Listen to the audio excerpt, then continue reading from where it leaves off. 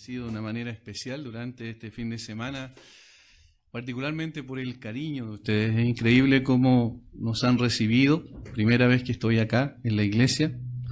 Como dice Cristian, hemos enviado a algunas personas para acá, así que después le paso yo la factura para que me pueda dar la comisión respectiva. Ahora no sé cómo se portarían ellos, ahí yo no tengo nada que ver. Yo los recomendé a ellos a la iglesia, pero en realidad Cristian es el que sabe lo que pasa. Pero no, es un privilegio estar aquí. Realmente nos hemos conocido hace no mucho tiempo con Cristian, pero ya tenemos una linda amistad y creo que esa es una bendición de parte del Señor también. El Señor nos enseña a través de otras personas, uno aprende mirando igualmente, viendo la consecuencia en la vida de sus siervos, y eso es extraordinario. Y como dije recién, el servicio que ustedes han prestado ha sido tremendo, maravilloso. Así que he estado haciendo algunas analogías, algunas comparaciones con algunos hermanos de mi iglesia, como conversábamos con Alejandro ayer, ¿cierto? Nuestros hermanos que nos recibieron en su casa, maravilloso también. Y la capacidad y ese don de servicio que tiene Angelina ha sido tremendo, ¿cierto? Y yo le decía a Alejandro, parece que acá tenemos a Huguito en versión mujer, porque Huguito es un hermano allá de la iglesia que es un diácono que también es extraordinario en servicio. Así que así nos vamos nutriendo también, aprendiendo el uno del otro. Y hermanos, Cristian me pidió que compartiera algo similar a lo que compartió hace un momento Alejandro. Y en realidad es tan especial que el apóstol Pablo en la carta a los Filipenses ponga allí algunas voces de alerta en una iglesia maravillosa en la cual Pablo estaba tan contento porque la iglesia había participado con él en su ministerio, proveyendo ofrendas, enviando a Epafrodito para que atendiera sus necesidades. Es decir, Pablo estaba feliz con esta iglesia. De hecho, en la primera oración, en el capítulo 1, versículo 3 al 10, él dice que da gracias al Señor por ver la obra de Dios en la vida de estos hermanos que en una manera extraordinaria estaba transformándoles y ayudándoles también a ser de bendición para su mismo ministerio. Posteriormente, en el capítulo 4, al final también Pablo dice: en gran manera me gocé en el Señor de que ya al fin habéis revivido vuestro cuidado de mí, de lo cual también estabais solícitos, pero faltaba la oportunidad. Está dando gracias por esa atención especial que le brindaron a Pablo, de tal manera que el tema de toda la carta, como probablemente muchos de ustedes saben, es el gozo. Pablo estaba feliz con esta iglesia. Sin embargo, hay algunas voces de alerta en medio de todo esto. Y en el capítulo 3, versículo 2, el apóstol Pablo ya dice: cuidado con un grupo de personas que tienen otra intencionalidad, que tienen otro propósito, otra finalidad y que pueden desviarles del camino correcto. Guardado de los perros, guardado de los malos obreros, guardado de los mutiladores del cuerpo. Evidentemente está hablando ahí de los judaizantes que venían y que le decían: sí, es necesario creer en Cristo, pero además tienen que circuncidarse los varones, ¿verdad? Y hacer otra serie de cosas guardando la ley de Moisés. De tal forma que allí había ya una voz de alerta. Posteriormente, él cambia en el versículo 4 a un tono personal y muestra cómo en ese tono personal él puede decir que tendría quizás mucho más de qué gloriarse. Si ellos tenían de qué gloriarse en la carne, dice: yo mucho más, y comienza a hablar de sus credenciales. El apóstol Pablo en términos personales. El pronombre cambia del versículo 4 al versículo 14, si ustedes lo pueden ver. Aunque yo tengo también de qué confiar en la carne. Si alguno piensa que tiene de qué confiar en la carne, yo más. Y todo lo que dice a continuación es su propia experiencia. Cómo él entendió que Cristo era más valioso que todo aquello que él tenía y entonces lo tenía por basura, dijo, por ganar a Cristo. Luego en el versículo 12, el apóstol Pablo dice que hay algo que todavía le falta, hay algo que todavía él quiere alcanzar. No que lo haya alcanzado ya, ni que ya sea perfecto, sino que prosigo por ver si logro hacer aquello para lo cual fui también asido por Cristo. Hermanos, yo mismo no pretendo haberlo ya alcanzado, pero una cosa hago, olvidando ciertamente lo que queda atrás, prosigo a a la meta, ¿cierto? Extendiéndome lo que está adelante, prosigo a la meta, al premio del supremo llamamiento de Dios en Cristo Jesús. ¿Qué es lo que era eso que Pablo quería alcanzar? La semejanza a Cristo. Pablo sabía que ese era el propósito de la salvación de todo creyente y él luchaba para poder llegar a parecerse más a Cristo. Aunque cuando nosotros lo vemos en las epístolas que él escribe, nos damos cuenta de cuánto se parecía a Cristo. Era increíble. Por eso él podía decir en un momento, sed imitadores de mí así como yo de Cristo. Probablemente el hombre que ha pisado la tierra que más se ha parecido a Cristo es el apóstol Pablo, sin duda alguna. De tal manera que esto nos ayuda y nos introduce en lo que viene, porque Pablo entonces va a decir cómo correr la carrera, cómo poder llegar a lograr ese objetivo, cómo llegar a parecernos más a Cristo. Y en el versículo 15 cambia otra vez el pronombre. Fíjense, así que todos los que somos perfectos, esto mismo sintamos nosotros. Estuve hablando del versículo 5 en adelante, yo, para mostrar su propia experiencia con Cristo, y luego ahora dice, así que, en consecuencia, todos los que somos perfectos, eso mismo sintamos, y si otra cosa sentís, eso también lo revelará Dios, pero en aquello a que hemos llegado, sigamos una misma regla, sintamos una misma cosa. Repite 3 veces, sentir, sentir, sentir, y esta tiene que ver más que con sentimiento como tal o emociones, tiene que ver con mente, froneo en la palabra en griego.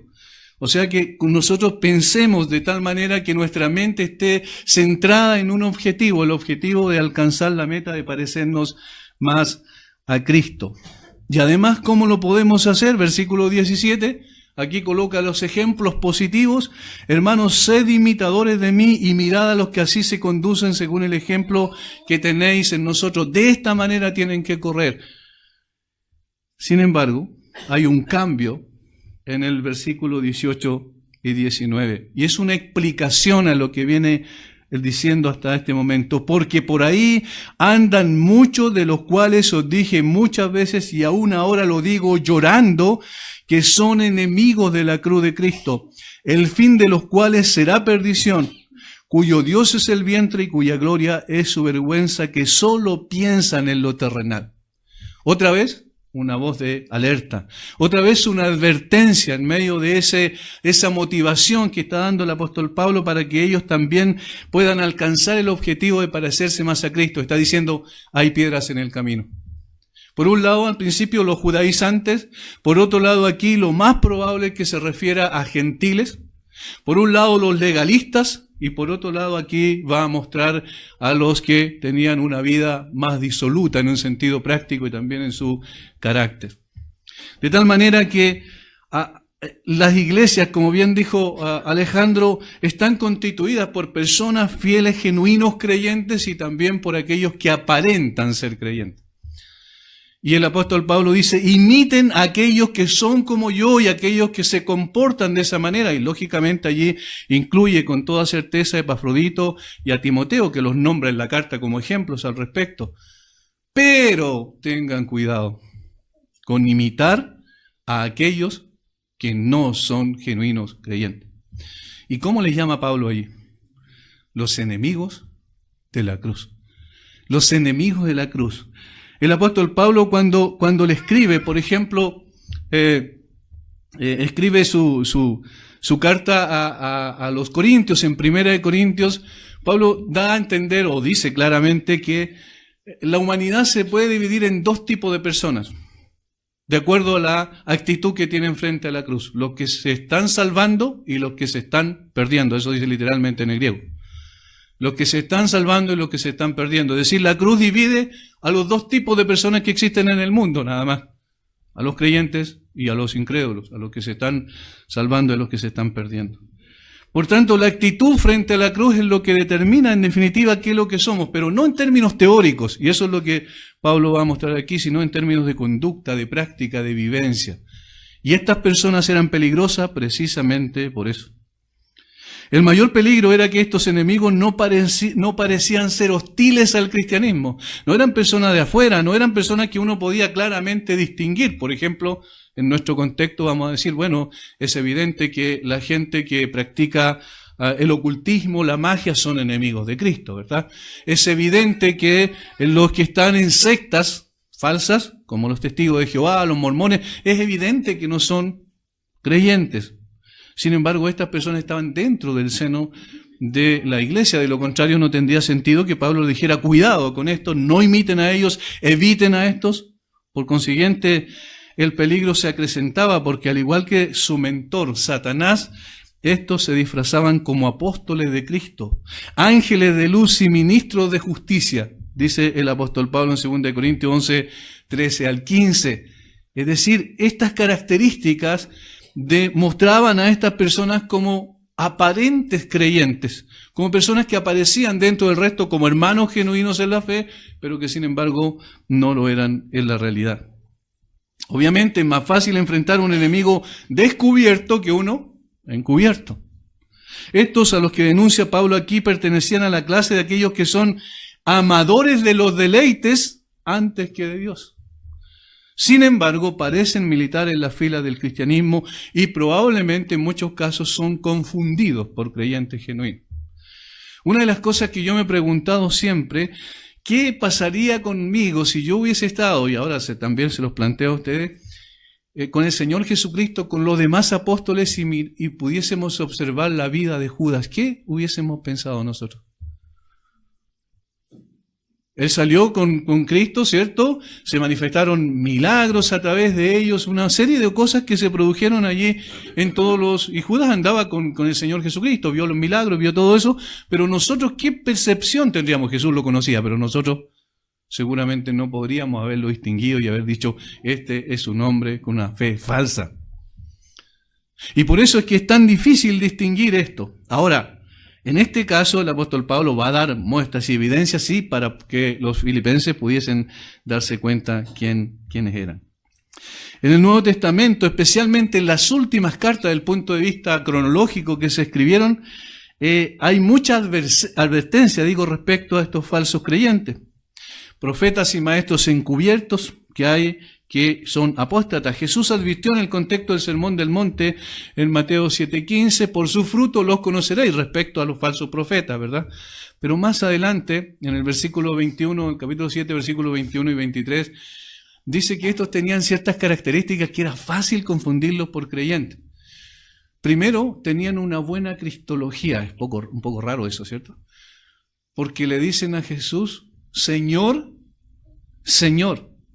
En un judío, cuando alguien decía eso en ese sentido y reiteradamente, obviamente estaba pensando en el IHWH, ¿cierto?, del Antiguo Testamento, o en el Señor, en el Yahvé, como también lo pronuncian algunos, del Antiguo Testamento, en el Dios verdadero. Entonces ellos reconocían que Jesús no era cualquier persona, sino que era el Señor.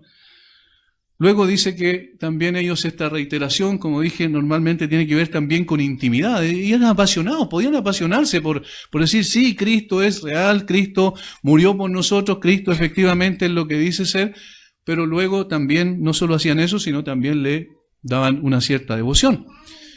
Y por otro lado, dicen, nosotros en tu nombre, ¿recuerdan?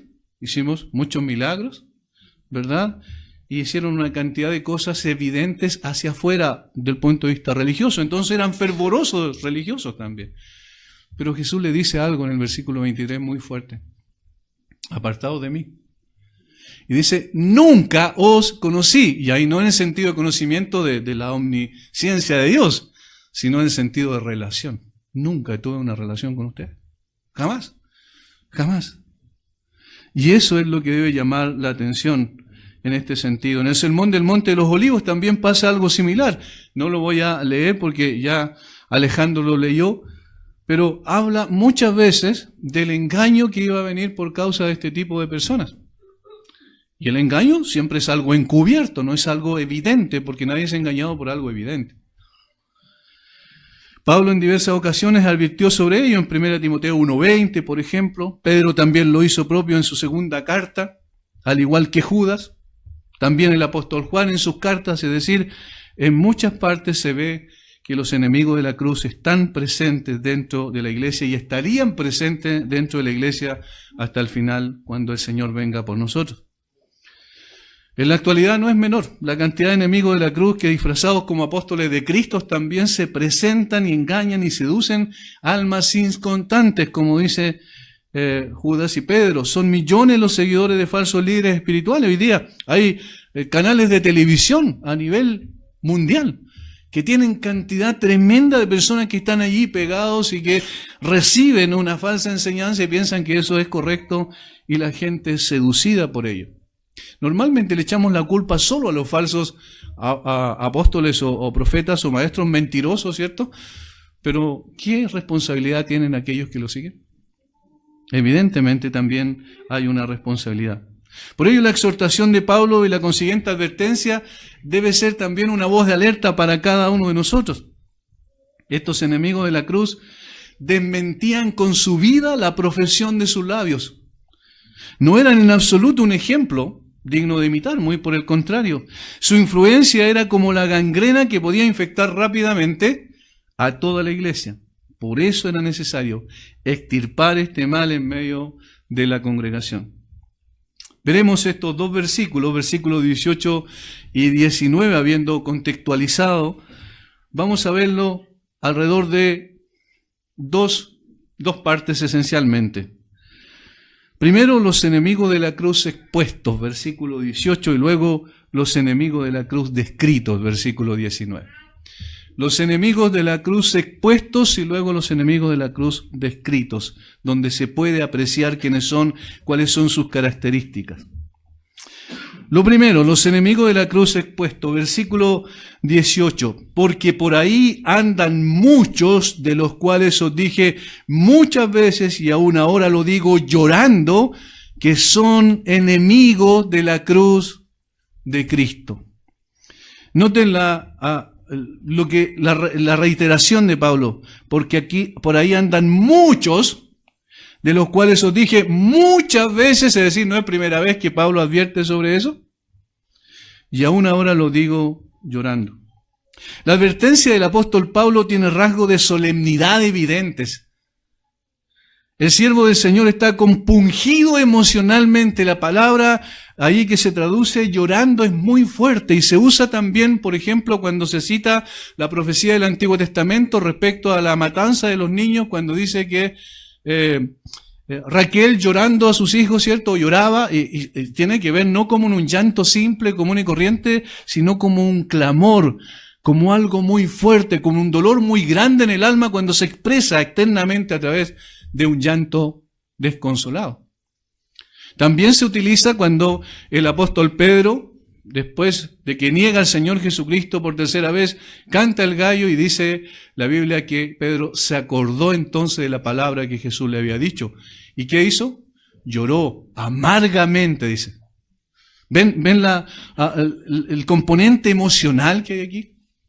Y ojo que Pablo no era una persona fácil de poder compungir de esa manera, desde el punto de vista del llanto desconsolado. Pablo no era tan así. Carlos Spurgeon dice que el apóstol Pablo no era un hombre emocionalista, no era una persona que podía llorar por algo que le pasaba. De hecho, sufrió cosas extraordinarias. ¿Recuerdan lo que estaba haciendo en la cárcel ahí en Filipo?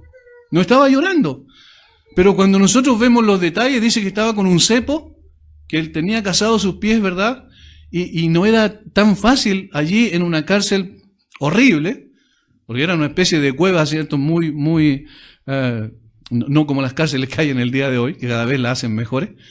Y evidentemente allí estaba, no solo estaba allí, sino que después de haber sido golpeado con 39 azotes. ¿Pero qué hacía Pablo? ¿Lloraba allí? ¿Se quejaba? ¿Decía pobre de mí? No, dice que cantaba al Señor.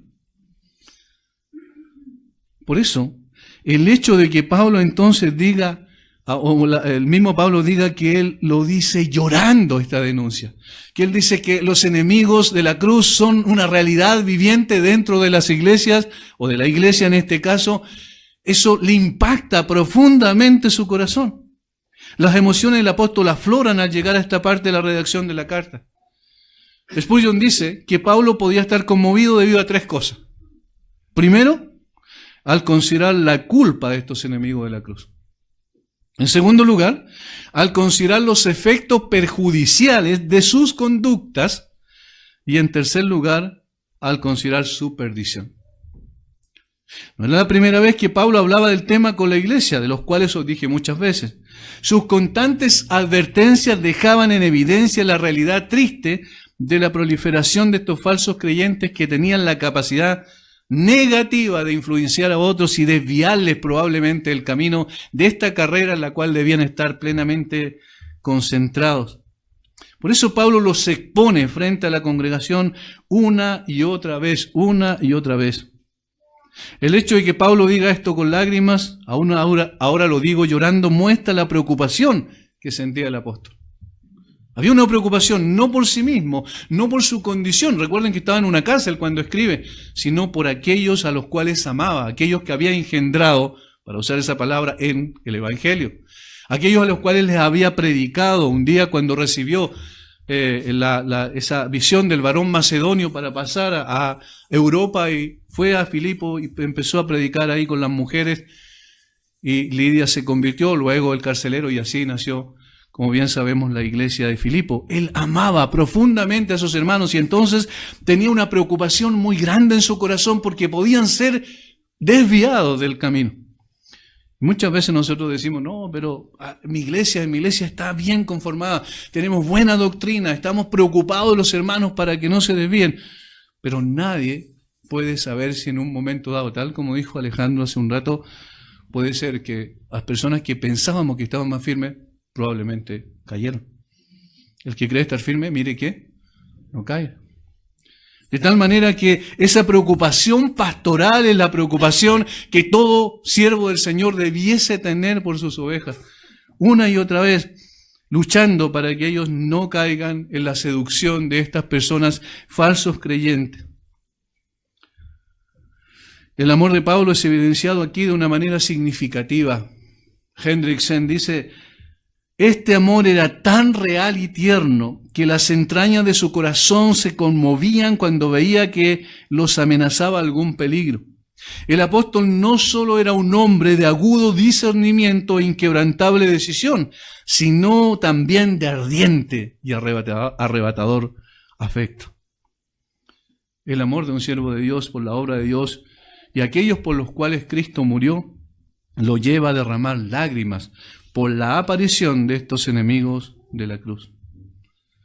Los maestros de la religión que entran en la iglesia y aún llevan vidas impías, dice alguien, son los peores enemigos que la cruz de Cristo tiene.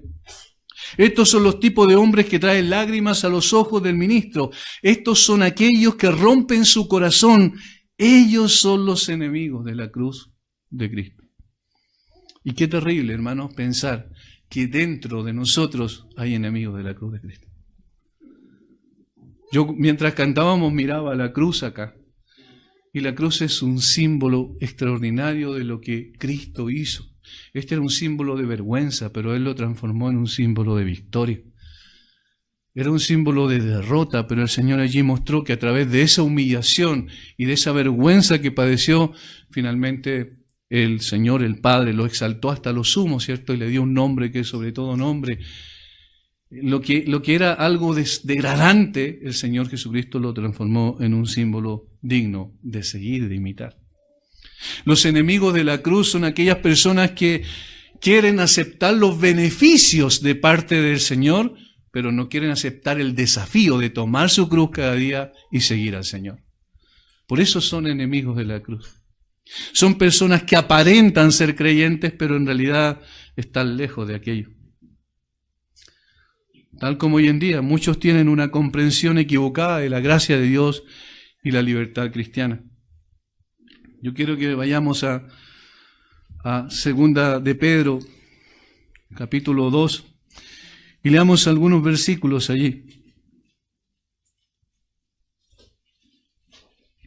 Versículo 12 en adelante.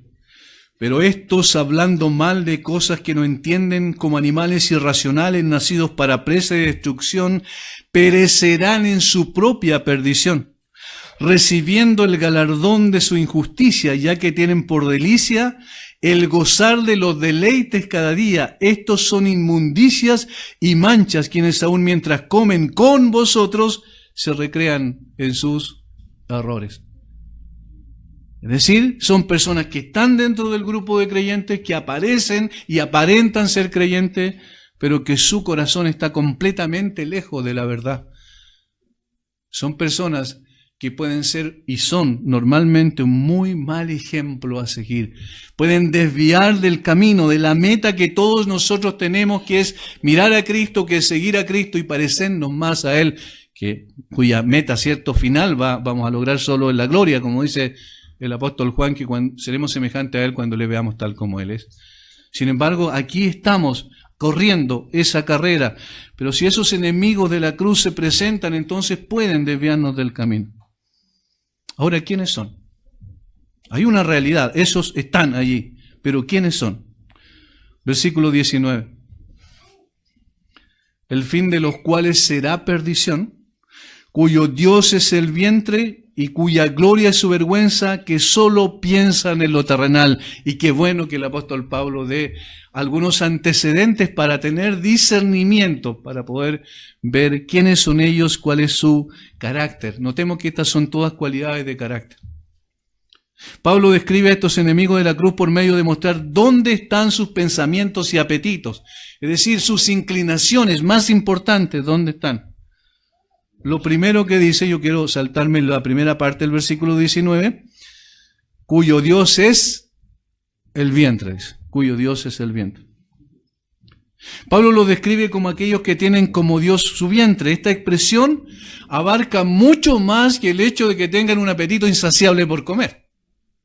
Se está refiriendo esencialmente, o es descriptiva de una conducta sensual. Es decir, que son atraídos por la satisfacción de sus sentidos. Cuyo Dios es el vientre se usa como expresión metafórica para denunciar dónde estaban los deseos de estas personas.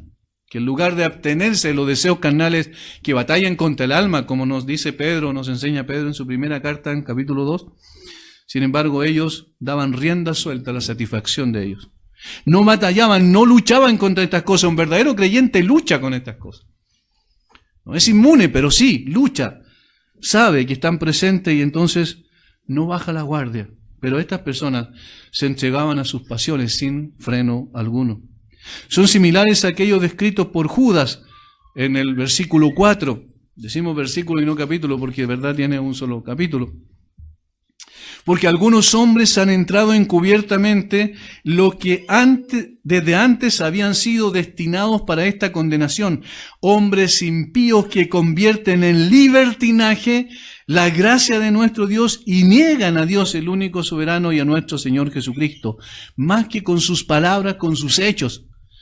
Son sensuales. Todo aquello que les causa placer a sus sentidos constituye su verdadero Dios. Y nosotros vivimos en este momento, en estos días, en un mundo con esa filosofía de vida, hedonista, absolutamente, que quiere la satisfacción a sus sentidos. Por eso es que las redes sociales están llenas de fotografías de diferentes personas, ¿cierto?, que se tratan de sacar la mejor fotografía posible para ponerla allí, admirándose a sí mismo. Creyendo que esa es la manera en que podemos expresar, ¿cierto?, o llamar la atención de los demás. ¿Para qué? ¿Cuál es el propósito? Sensuales. Pueden profesar el cristianismo y adherirse externamente a ciertas doctrinas. Pueden afirmar, sí, es correcto esto. Sí, Cristo murió por mí en la cruz, pueden decirlo. Pueden enseñarlo, inclusive. Al punto que, como se citó en más de una ocasión, cuando Pablo se describe de los ancianos de Éfeso en Mileto, les dice que dentro de ellos mismos vendrán algunos que arrastrarán así al rebaño. De tal manera que los pastores tampoco, ¿cierto?, están exentos de esto. Se puede profesar una fe, se puede practicar externamente una fe aparente, sin embargo, lo que realmente motiva a estas personas es un deseo por la satisfacción de sus sentidos. Porque no es la adhesión externa de una persona a ciertas verdades lo que realmente implica un verdadero creyente, sino un cambio radical en sus deseos más íntimos, que se demostrará por una vida en sujeción a Cristo y a su palabra. Eso es lo que realmente se muestra que es un creyente. Yo digo, hay un versículo tan fácil, pero tan poco practicado, tan poco reflexionado y aplicado a nuestra vida, que es Si alguno está en Cristo, ¿qué dice? Nueva criatura es, hay una nueva creación. Las cosas viejas pasaron. ¿Y qué constituyen esas cosas viejas? Vivíamos antes para la satisfacción de nuestros sentidos. Solo para eso, ese era nuestro placer, ese era nuestro anhelo más grande. Nuestros propósitos y proyectos de vida estaban relacionados con eso. El apóstol Pablo dice, yo era hebreo de hebreos, yo era de la tribu de Benjamín, de una tribu real. Yo era, en el judaísmo aventajaba a muchos, dice. Dice que era irreprensible en cuanto a la ley, religiosamente era un hombre extraordinario. Sin embargo, dice, todo esto lo tengo por basura. ¿Qué pasó? Camino a Damasco. Ese día extraordinario cuando el Cristo resucitado se manifestó a él, ¿qué pasó allí? Hubo un cambio radical en el corazón de Pablo. Y ya él no iba a vivir para sí. Hay una frase que es interesante, que él dice, Señor, ¿qué quieres que yo haga? Y eso está diciendo, yo no quiero hacer más mi voluntad. Yo no quiero vivir más para mis propios deseos. Quiero vivir para ti. Y eso es lo que marca a un verdadero creyente. Todo lo demás, todo aquello que digamos, que profesemos con nuestros labios es simplemente versos, sin sustancia, sin realidad, absolutamente vacío, si es que eso no es acompañado por una vida transformada. Cuando un creyente justifica su propio pecado amparado en la gracia de Dios, por ejemplo, lo único que hace es mostrar su enemistad a la cruz de Cristo. El pecado nunca, nunca tendrá justificación. Podemos cantar sobre la cruz y escribir sobre la cruz y hablar de la cruz, pero si no vivimos bajo las prerrogativas y demandas de la cruz, nos estamos engañando a nosotros mismos. ¿Dónde están nuestros grandes apetitos? ¿Qué es aquello que nos causa más placer? ¿Qué es lo que nos seduce? ¿Qué nos apasiona? Ese es nuestro Dios. Lo que nos causa más placer, aquello que nos seduce, aquello que nos apasiona, ese es nuestro Dios. Y hermanos, esto es triste. Cuando uno empieza a evaluar lo que pasa, muchas veces hay personas que dicen, como bien decía Alejandro, bueno, yo tengo que trabajar, ¿qué importa si el domingo es el día del Señor? Eso es que su pasión está allá y no está en Cristo. Y esa persona está viviendo para sus propios deseos. Quiere agradarse a sí mismo, no al Señor. Podemos decir con nuestros labios que nuestro Dios es el Dios de la Biblia, que la cruz de Cristo es el lugar donde encontré la salvación de mi alma, pero si no es la que despierta mi mayor placer y mueve mi vida en función de ella, no somos diferentes a esos sensuales que Pablo denuncia como enemigos de la cruz. ¿Qué dice el salmista respecto de Dios? ¿Cuál es su visión del Señor cuando el salmista dice, ¿a quién tengo yo en los cielos sino a ti? Fuera de ti, nada. Nada de deseo. Nada de deseo fuera de ti. Mira, ahí está el deseo. La satisfacción, el placer, ¿dónde lo encuentra? En el Señor. Pablo escribe anteriormente, ¿dónde encuentra su mayor placer? En Cristo. El creyente genuino tiene sus apetitos bajo sujeción. Sabe que su cuerpo es templo del Espíritu Santo. Entiende que debe negarse a sí mismo, tomar su cruz y seguir a Cristo. Cada día tiene una alta estima de la obra de Cristo y valora superlativamente la santidad. Él sabe que ese es el camino. Como alguien dijo, si dices que Cristo te salvó y sigue viviendo para la satisfacción de tus apetitos carnales, pregunto, ¿de qué te salvó? Porque los que son de la carne piensan en las cosas de la carne, pero los que son del Espíritu, en las cosas del Espíritu, Romanos 8:5. ¿Dónde está su mente? ¿Dónde están sus pensamientos? El querer satisfacer los deseos sensuales deja en evidencia a la persona como enemiga de la cruz. Todo se trata, en este tipo de personas, todo se trata de ellos, no de Cristo.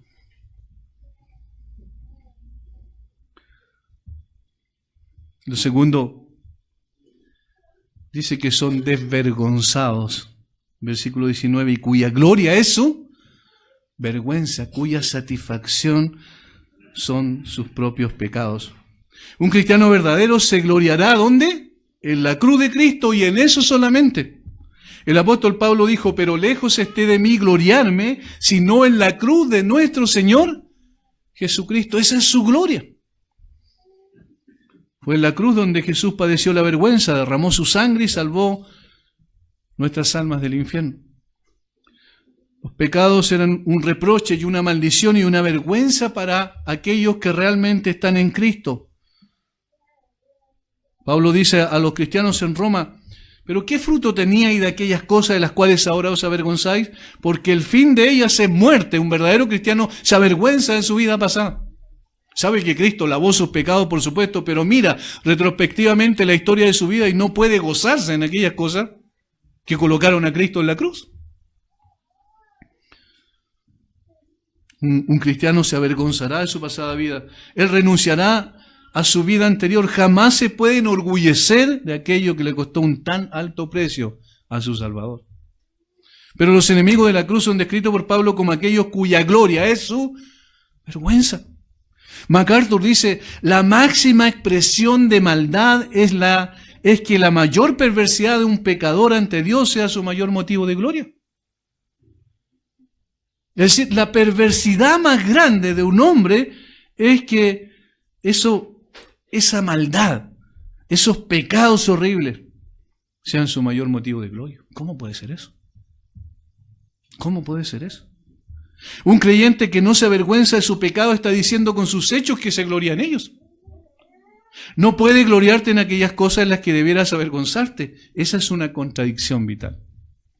Solo un enemigo de la cruz haría esto. Estos enemigos de la cruz, aunque escuchen sermones cada semana, no quieren dejar sus vicios, celos, envidias, amarguras, etc. Prefieren vivir carnalmente. De hecho, los enemigos de la cruz más amenazantes no son los de afuera, como dijimos, sino los mismos miembros de la iglesia que siguen viviendo una vida buscando la satisfacción de sus propios deseos y además teniendo quizás satisfacción en el hecho de sus propios pecados. Se glorían en su vergüenza. La tercera característica que menciona Pablo aquí está al final del versículo 19, que solo piensan en lo terrenal. Interesante porque la palabra pensar, froneo, es la misma que se utiliza en los versículos anteriores, pero en términos positivos. Versículo 15. Así que todos los que somos perfectos, esto mismo sintamos, froneo, es la misma palabra. Esto mismo pensemos. Y si otra cosa sentís, esto mismo piensen. Versículo 16. Sintamos una misma cosa, es la misma palabra que aquí se traduce, que solo piensan en lo terrenal. Es decir, ¿dónde están sus objetivos de vida? ¿Dónde está concentrada su mente y su corazón y su alma? Obviamente, en el mundo. ¿Por qué decimos eso? Porque allí lo terrenal también se puede traducir la palabra como mundano. Piensan en lo que es del mundo, piensan en lo de la tierra, piensan en las cosas intrascendentes, porque ¿qué es lo que es esta tierra? Eso, ¿verdad? Va a pasar. El mundo pasa y sus deseos, pero el que hace la voluntad de Dios permanece para siempre. Su vista está fija en logros y objetivos terrenales. ¿Cómo podéis vosotros creer, dijo el Señor, pues recibís gloria los unos de los otros, le dijo a los judíos, ¿verdad? Y no buscáis la gloria que viene del Dios único. Juan 5:44.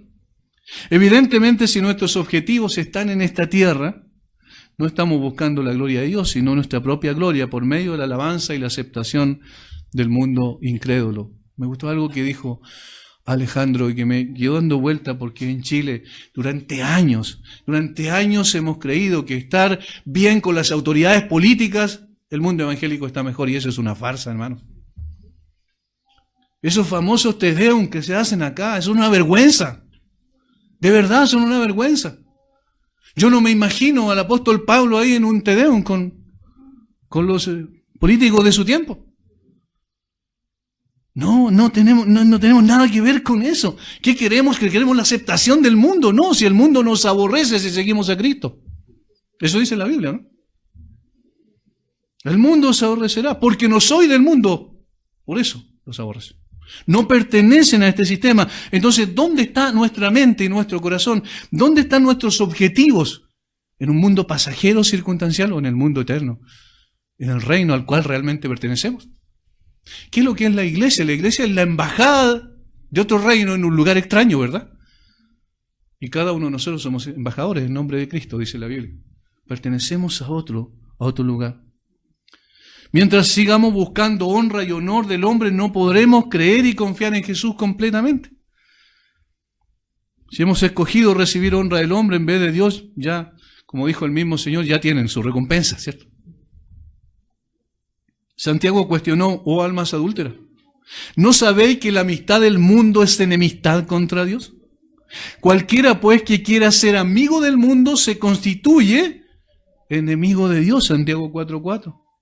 Juan por su parte dijo, si alguno ama al mundo, el amor del Padre no está en él, y es categórico. El amor del Padre no está en él. Ojo que no está hablando ahí en el contexto de la humanidad, ¿cierto? Sino está hablando del sistema que hay detrás, del sistema, la filosofía, el pensamiento que gobierna este mundo. El verdadero creyente dice con Pablo, pero lejos esté de mí gloriarme, sino en la cruz de Cristo, en la cruz de nuestro Señor Jesucristo, porque en el mundo me es crucificado a mí y yo al mundo. Es interesante esa última frase, doble. ¿Por quién? Por Cristo, por la cruz de Cristo. El mundo me es crucificado a mí y yo al mundo. El mundo está muerto para mí y yo estoy muerto para el mundo, dice Pablo. No nos engañemos. Si alguien piensa en las cosas del mundo, sientes como el mundo siente y actúas como el mundo actúa, eres del mundo. Eres del mundo. Un enemigo de la cruz, jamás un cristiano. Si permanecemos, o si la persona permanece enemigo de la cruz porque no quiere ser crucificado y morir al mundo, va a terminar siguiendo la suerte que este mundo le espera. Nosotros sabemos que venir a Cristo significa morir a estas cosas. Vivimos para Cristo, morimos para estas cosas. Alguien dijo, los soñadores de cosas terrenales consideran la predicación de la cruz locura. Espero sinceramente que aquí no haya ninguna persona que esté amando al mundo y las cosas que están en el mundo, porque si es así, el amor del Padre no está en él.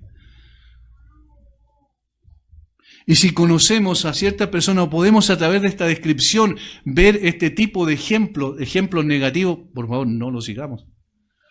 Sigamos a los que se conducen como Cristo. Versículos 15 al 17. Imitémoslo a ellos. En cuarto lugar, Pablo dice cuál es el lugar al cual van estas personas, el fin de los cuales será perdición. No son verdaderos creyentes. Aparentan ser verdaderos creyentes, pero no son verdaderos creyentes.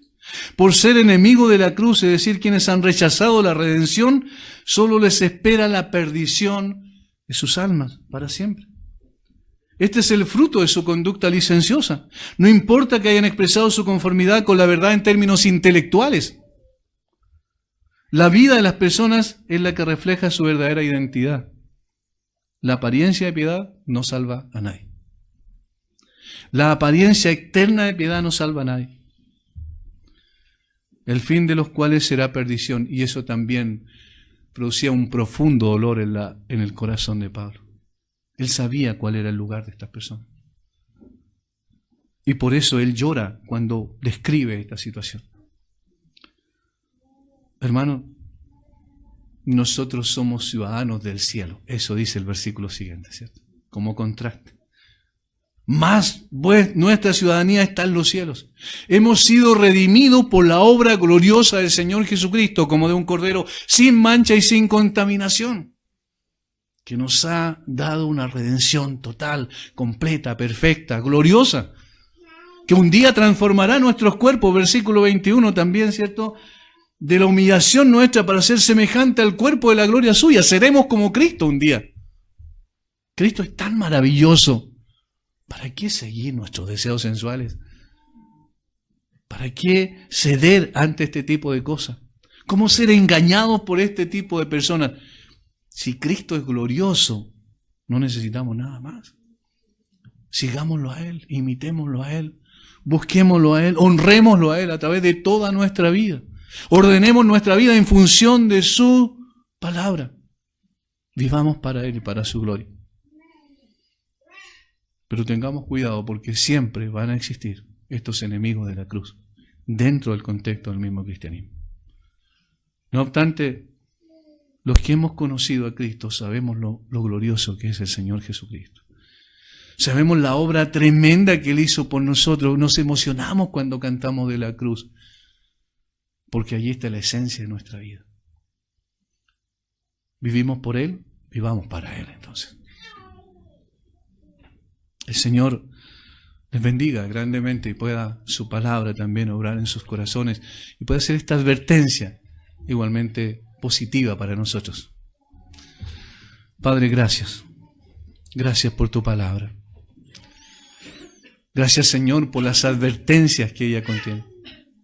Al mismo tiempo que tú nos llamas a enamorarnos del Señor Jesucristo, amarlo con todo nuestro ser, con toda nuestra alma, con todas nuestras fuerzas, también nos adviertes que en este camino, en esta carrera que estamos todos siguiendo, para ser más semejantes a Cristo hay obstáculos en el camino.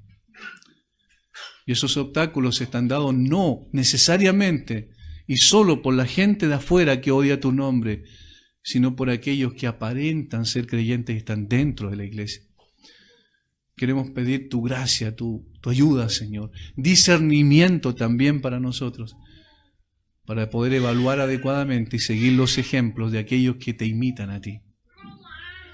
Los referentes que viven bajo la autoridad de tu palabra. Y poder evitar aquellos, Señor, que son una mala influencia y que pueden desviarnos del camino. Muchas gracias por tu amor y tu misericordia. Bendice a esta iglesia. Bendice a su pastor. Bendice al liderazgo de la congregación. Y Padre, que cada día nuestra vida sea transformada de tal manera que te honremos genuinamente, no solo en forma externa, sino con los anhelos más profundos de nuestro corazón. Lo rogamos en el nombre de Jesús. Amén.